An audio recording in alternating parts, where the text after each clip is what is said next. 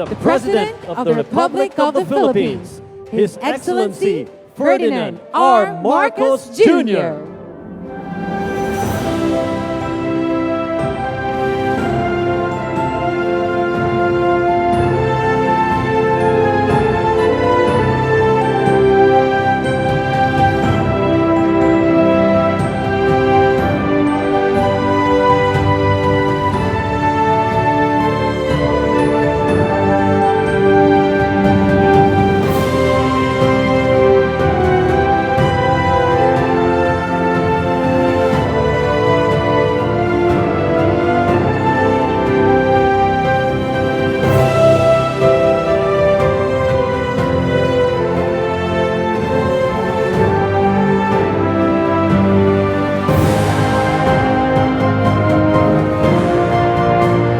We may now be seated. Good afternoon and welcome to the Bureau of Internal Revenue's 2023 National Tax Campaign Kickoff with the theme Tulong-tulong sa Pagbangon, Kapit Kamay sa Pag-ahon, Buwis na Wasto, Alay para sa Pilipino. To begin our program, may we invite BAR Commissioner Romeo Lumagi Jr. to give his welcome remarks and present the 2023 BIR plans and program.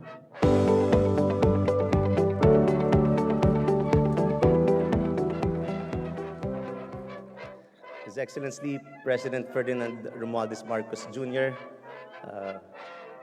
Good morning, ladies and gentlemen, fellow revenuers, fellow workers in government.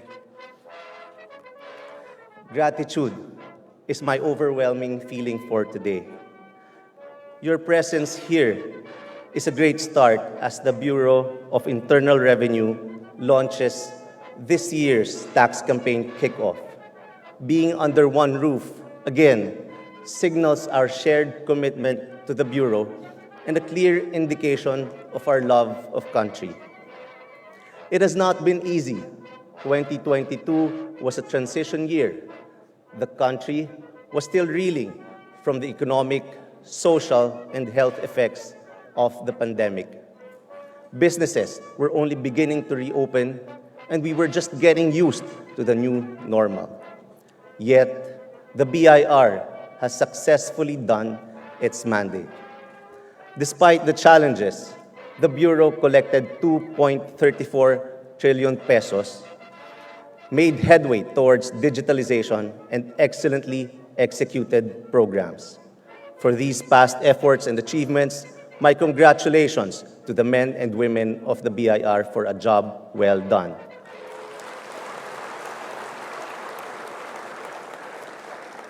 This is a solid proof of your resilience, commitment, and professionalism. By rising to every challenge in our revenue efforts, you effectively dissipate some negative perceptions concerning our agency. Of course, to our valued taxpayers, you may not get direct benefit from the taxes you paid, but in return, you helped the country weather the effects of the pandemic. You saved millions of lives with the rollout of vaccines. You helped generate higher quality employment that provided adequate income to our Filipino workers. You helped secure a better future to our students as they safely returned to face-to-face classes. And you played a big role as the government pursues several infrastructure projects. All of these and more, despite the economic shocks you yourselves experienced due to global headwinds and inflationary pressures, are your valuable contributions to our country for 2022. Maraming salamat po. I am confident that this year, we can do an even better job by answering a few key questions. First, we need to establish the reason why we do what we do. We need to start from why. Kita nyo naman po, punong-puno ng puso ang ating stage dahil malapit na ang Valentine's Day. Next week na po yan. But seriously, this here is a reminder of our why. Let our motivation be love of country. We are all here not just to do our jobs, but to serve a higher calling, driven and inspired more by the will to serve than personal interest. Naniniwala po ako na kung mahal natin ang ating bansa, lahat ay gagawin natin upang mapabuti ito. Next question, what do? We have lined up several key programs this year to improve systems and processes, provide capacity building training to our employees, and make it easy and convenient for our taxpayers to comply with their tax obligations through various digitalization programs. We will provide more electronic platforms offering 24/7 online services. We will also expand our ISO certification programs to include other frontline processes. All these to ensure excellent taxpayer service. Magiging sentro ng koleksyon ng buwis ang maayos, simple, maaasahan at tapat na serbisyo sa ating mga kababayan. BIR will create a culture in which taxpayers feel that the tax authority is on their side. I believe that if we focus on making taxpayers happy and satisfied customers, everything else follows. If we provide them with convenience, accessibility, transparency, and fairness, more and more businesses will leave the shadow economy and voluntarily join the tax net. Taxpayers will be encouraged to pay the correct taxes even before they fall due.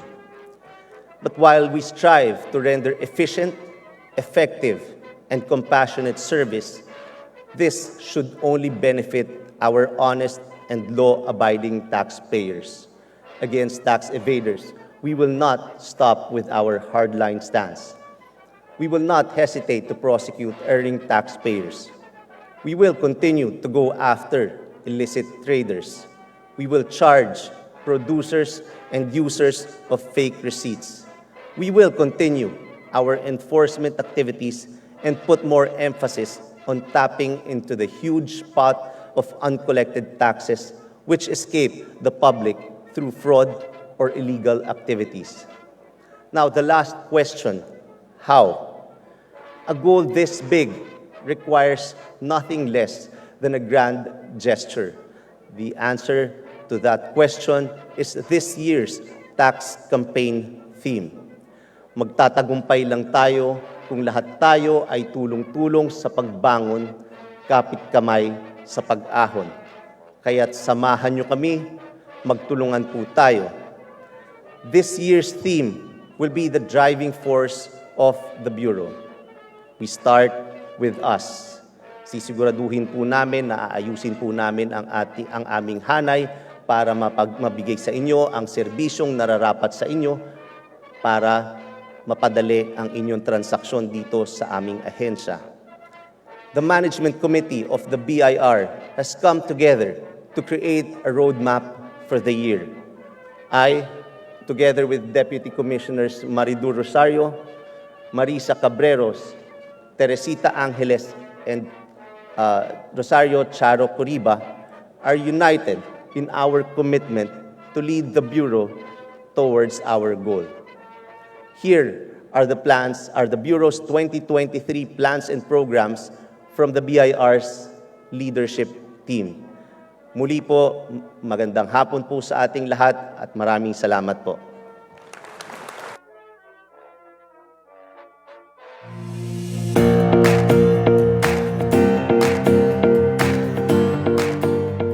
Starting 2023, we will be introducing gradual reforms with long-term benefits to tax administration.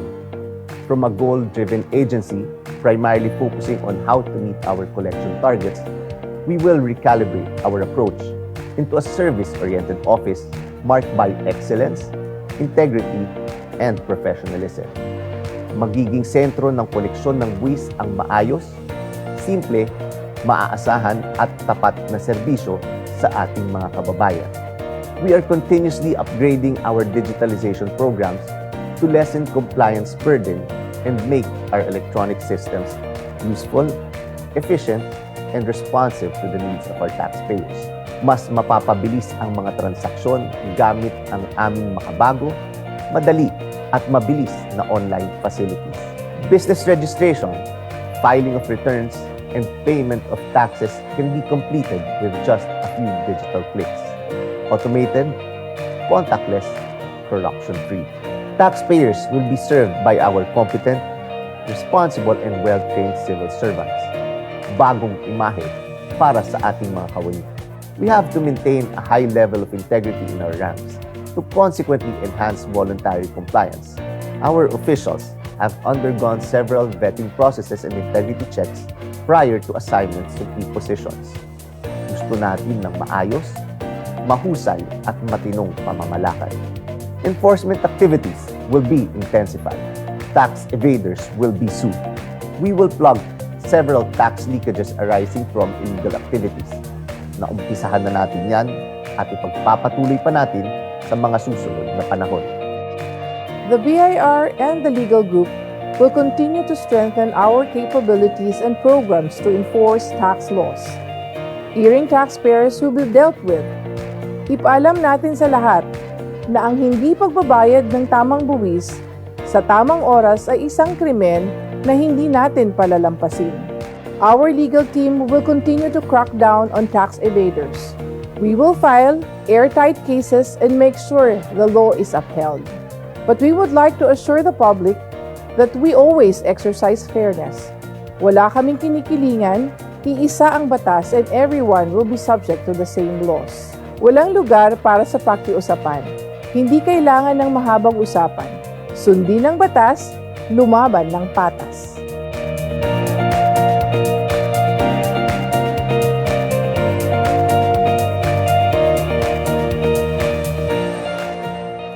We will implement programs to improve assistance and enforcement processes to enhance taxpayer service. We will also promote a safe and healthy working environment for our revenuers by building clean and comfortable office spaces. Sa mga programang ito, mapapasigla natin ang ating mga manggagawa at may himok at mapapasaya ang mga Pilipino sa pagbabayad ng tamang buwis. This will make the collection of taxes more efficient on our part and more convenient for the taxpayers. Our DX tools will also play a vital role in the assessment and collection service efforts of our revenuers. Their marching orders are clear. Be the best revenuers, equipped with integrity, transparency, and professionalism.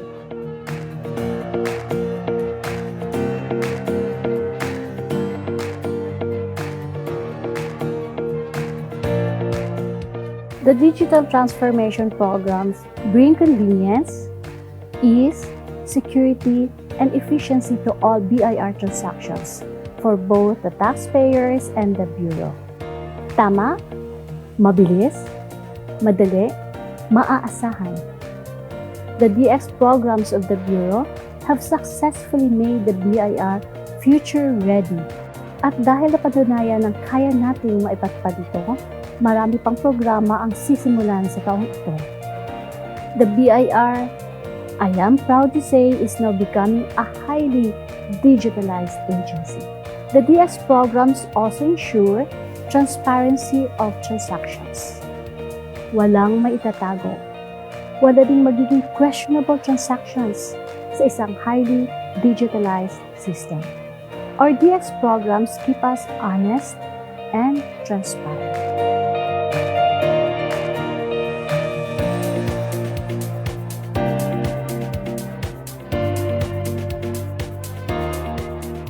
Suportahan natin ang mga revenuers at bigyan natin sila ng oportunidad na yumabong ang kakayanan. The revenuers are our first customers. If they remain motivated and empowered, they get the job done. Kapag may magagaling at mahuhusay na kawani, mabibigyan natin ng tamang serbisyo ang mga taxpayers. We must take care of our own. They will then take care of our taxpayers. Pero hindi lang husay ang kailangan. Mas lalong kailangan ang katapatan.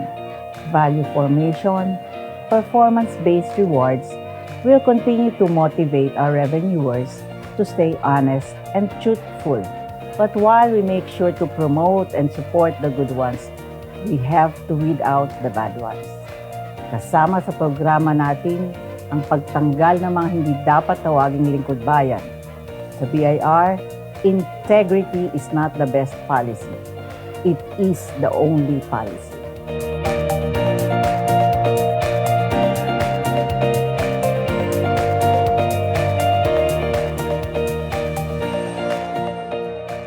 Our commitment is to give our brand of service, Serbisyong BIR, tapat at maaasahan.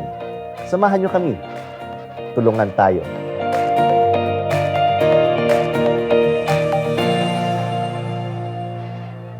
Thank you, Commissioner Lumagi. Let's give a round of applause to the BIR. At this juncture, may we invite Department of Finance Secretary Benjamin Diokno to give us his message and to introduce our guest of honor.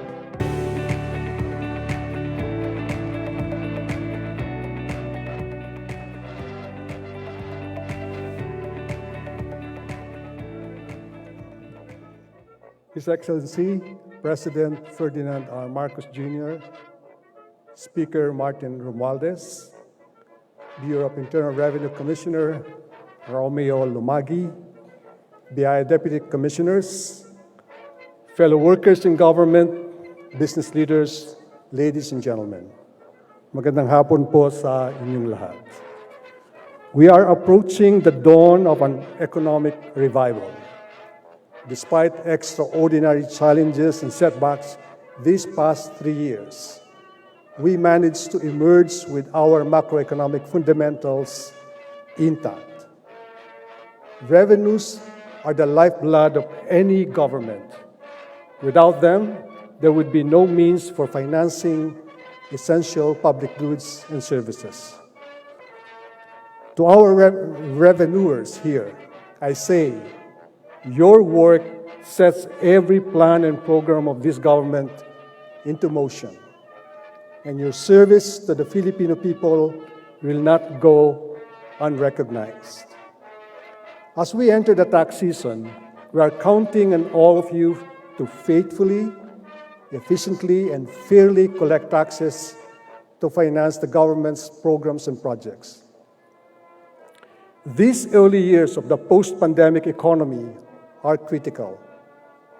To lead our strategy for a quick recovery, we need to ramp up spending on infrastructure development.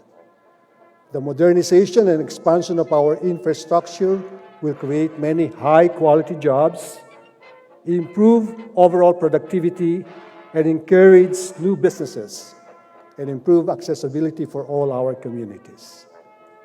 This is a tried and tested strategy for driving inclusive growth, reducing poverty incidence, and accelerating regional development. In order to meet this and better jobs and boost the inclusive and sustainable growth of the economy. On top of policy reforms, the digital transformation 22. These efforts have already resulted in above-target revenue collections.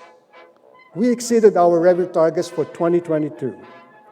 Meanwhile, the emerging tax effort, or the taxes as a percentage of GDP, for full year 2022 now stands at 14.6%. And we are on track to achieving our goal to raise the tax effort to 17.1% by 2028. But these positive outturns should not lull us into complacency. The revenue collecting agencies must continuously strengthen their capabilities to ensure fiscal stability amid volatilities. In addition, we will need the full support of our taxpayers, especially the new generation of entrepreneurs and emerging businesses in the new economy, in mobilizing fiscal resources for our country's continued recovery and development. We also encourage all taxpayers to make use of the government's digital channels by filing their tax returns and paying tax dues electronically. We will make sure that every cent of tax money goes into the betterment and progress of our country. Each one of us has a role to play as we make a bid for deep social and economic transformation over the next few years. This will require strong collective action involving a whole-of-nation effort. So let's work together with utmost responsibility, integrity, and patriotism. Thank you.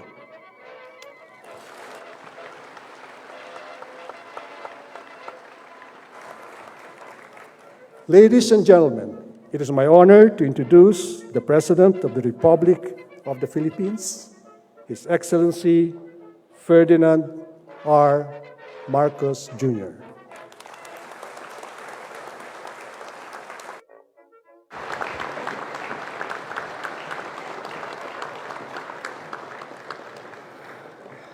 Thank you very much to the Finance Secretary, Ben Jokno. Please, please be seated. The other members of the Cabinet who are here, up on stage is Secretary Benny of the DOLE, and of course, our host for today's festivities, Bureau of Internal Revenue Commissioner June Lumagi, Pasay City Mayor Imelda Calixto Rubiano, my fellow workers in government, other distinguished guests, and we have many of them. Talaga naman pagka-BIR ang tumawag, present lahat. Hindi lamang yung mga malalaking negosyante, hindi lamang yung hanggang presidente, present. Basta dahil totoo naman, the BIR provides the lifeblood of government. Ladies and gentlemen, magandang umaga po, magandang hapon po sa inyong lahat. I'm honored to speak before you today as we commence the Bureau of Internal Revenue's plans and programs in 2023 with the BIR National Tax Campaign kickoff. We convey our earnest congratulations to the officials and employees of the BIR who have played key roles in the continued progress and development of the institution in 2022, despite facing the challenges of the pandemic throughout this last 2.5 years.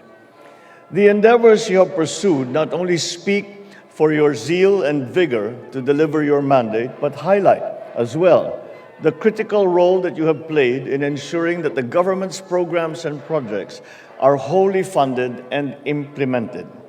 At this juncture, we acknowledge the BIR's efforts in the country's revenue collection for 2022. You have intensified the implementation of the run after tax evaders that delved into the violations of the tax code, and to ensure that the tax evaders will pay their taxes due to government. In 2022, 115 cases were filed with the Department of Justice, amounting to 5.1 billion pesos in tax liability, while 38 cases were filed with the Court of Tax Appeals, amounting to an estimated 5.32 billion pesos in estimated tax liability. Just recently, 74 criminal complaints for tax evasion were filed with the DOJ, with about 3.58 billion pesos in tax liability. Through these efforts, to strengthen the imposition of administrative sanctions with the Oplan Candado program, you have brought more than 550 million pesos to the government coffers. You have likewise broadened our tax base through the aggressive tax compliance drive, which enabled the Bureau to collect more than 250 million pesos in 2022, which was double of what it was in the previous year. That growth represents a remarkable 13% higher than the BIR's own target of 3% for the year and covered around 5.2 million business taxpayers. Furthermore, you have now harnessed the power of modern technology to accomplish more efficient, effective, and reliable tax collections through the Digitalization Transformation, or DX program. This includes the implementation of the Internal Revenue Integrated System, the one-time transaction or the EONet system, the interactive chatbot Revi, an automated system for monitoring and managing administrative cases, and an enhanced Internal Revenue Stamps integrated system for tobacco products, alcohol, and sweetened beverages. Indeed, you have been firm and resolute in modernizing the services and elevating our people's experiences by utilizing reliable, scalable, robust, sustainable technologies and infrastructure for our country's tax collection. As we move forward to the future, the importance of utilizing modern and updated technology to ensure a more tax efficiency collection becomes absolutely imperative. It is my hope that the Bureau will continue its commitment to pursuing and upgrading its digitalization programs. I also, furthermore, challenge the men and women of the BIR to work towards further gaining the confidence of the public in the tax system by upholding the highest standards of integrity, professionalism, and competence in the performance of your duties. I assure the BIR that this administration will always give its support in your aspiration of developing a country that is conducive for employment opportunities, financial investments, and institution building. More importantly, I encourage the public to pay the correct amount of taxes on time to support the country's economic recovery and expansion so critical in this time. It is my confidence that you will continue to cooperate, collaborate, and coordinate with the government on how to improve the experience of our tax collection system. I trust that the synergy will give rise to even more opportunities for growth, especially now that we are recovering from the adverse impacts of the global health crisis over the years. But rest assured that this government will remain committed to managing and utilizing these contributions for the benefit of the country and for every Filipino. And also, we will ensure that every peso of taxes paid will become an investment in uplifting the quality of lives of every Juan and Juana. Together, let us join hands in building a more equitable, progressive, and prosperous society where every Filipino has a chance to improve their life, pursue their aspirations, and contribute to the building of our nations. Once again, congratulations to the Bureau of Internal Revenue for the drive and the passion and the commitment that you have shown to improving the services of the BIR to our people and to give this government the largest possible range of options as we face the challenges of the new global economy. Maraming salamat po sa inyong lahat. Congratulations muli at magandang hapon po sa inyong lahat. Thank you, Mr. President. We will now have a photo opportunity with the President. May we invite the first batch of BIR officials on stage.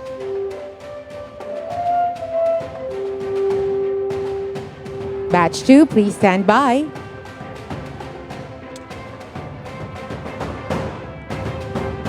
May we invite again the first batch of BIR officials on stage.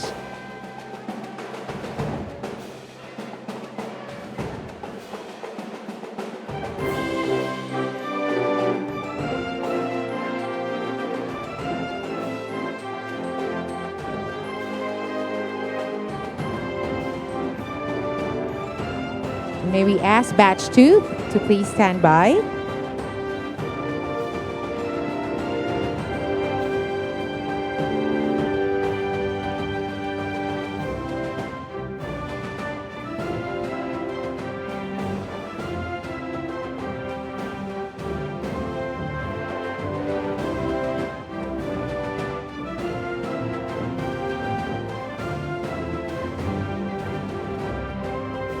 Thank you. Please exit to the left side of the stage.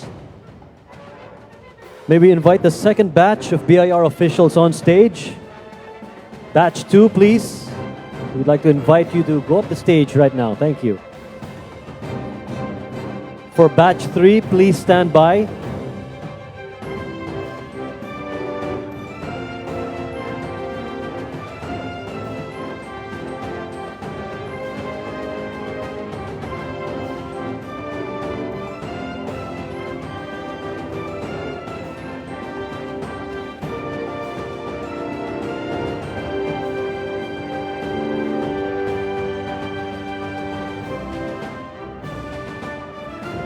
Thank you very much. Please exit to the left side of the stage. Now may we invite the third batch of BIR officials on stage. And batch 4, please do stand by.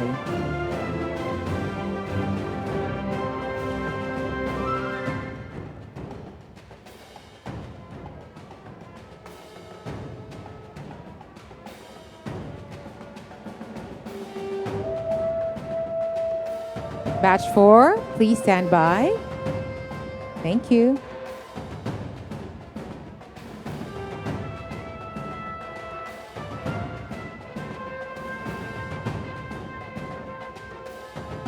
Beautiful smiles. Thank you. Please exit to the left side of the stage.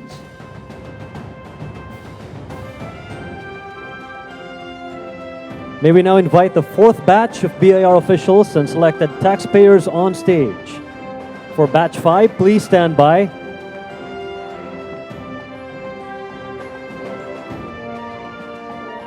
Again, for batch 5, please stand by. You're coming up after this.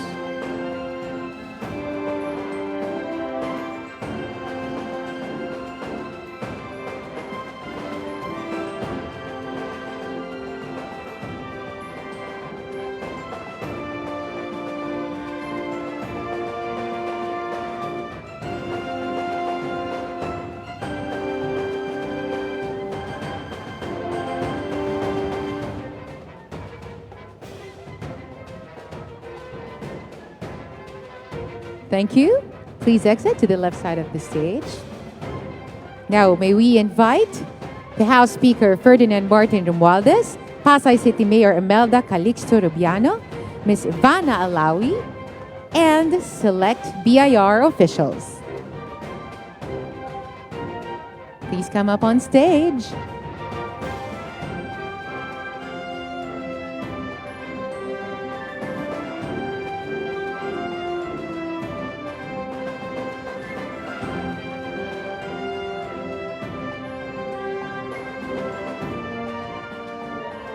May we request the President, the stage party, and all our guests to please stand.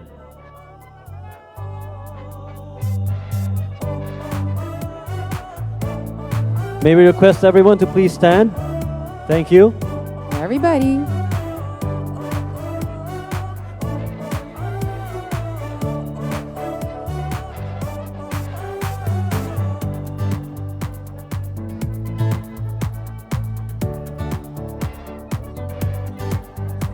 May we request the President, the stage party, and all our guests to do the heart gesture. In 3, 2, 1. This is a symbol of commitment to the national government and the tax-paying public to endeavor to reach the 2023 tax collection goal of the BIR of 2.599 trillion pesos. Thank you, Mr. President. Mga kababayan, together, let us commit to unite our hearts for the country. Mabuhay ang BIR! Mabuhay ang Pilipinas!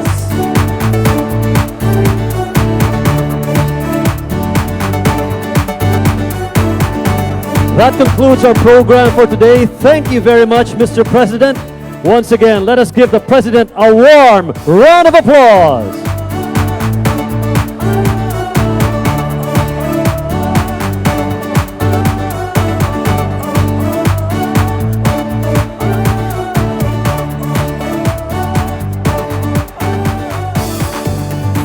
Ladies and gentlemen, His Excellency Ferdinand R. Marcos Jr.